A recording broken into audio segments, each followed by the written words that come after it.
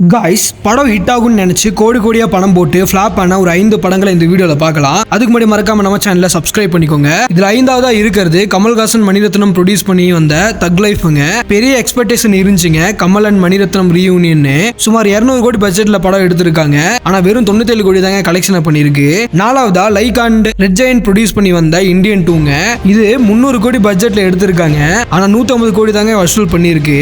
3ஆவதா Studio Green UV Creations produce பண்ணி 1000 கோடி அடிக்க போற முதல் படம்னு சொல்லப்பட்ட கங்குவாங்க. எக்ஸ்பெக்டேஷன்ல 300 இருந்து 350 கோடி பட்ஜெட்ல எடுத்திருக்காங்க. ஆனா 107 கோடி தாங்க வசூலே பண்ணிருக்கு. அடுத்ததா தில்ராஜுவை காலி பண்ண ஒரு படம்னு கூட சொல்லலாம். சங்கரோட கேம் சேஞ்சருங்க. சுமார் 450 கோடி பட்ஜெட்ல எடுத்திருக்காங்க. வசூல்னு பாத்தீங்கன்னா 185 கோடி தாங்க வந்திருக்கு. பெரிய ஃபிளாப்புங்க.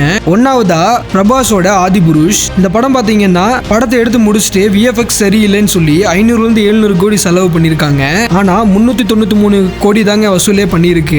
காய்ஸ் இந்த மாதிரி ஏதாவது படம் எதுக்குடா இவ்வளவு செலவு பண்ணி எடுத்திருக்கீங்க அப்படின்னு தோணுன படத்தை மறக்காம கமெண்ட்ல சொல்லுங்க.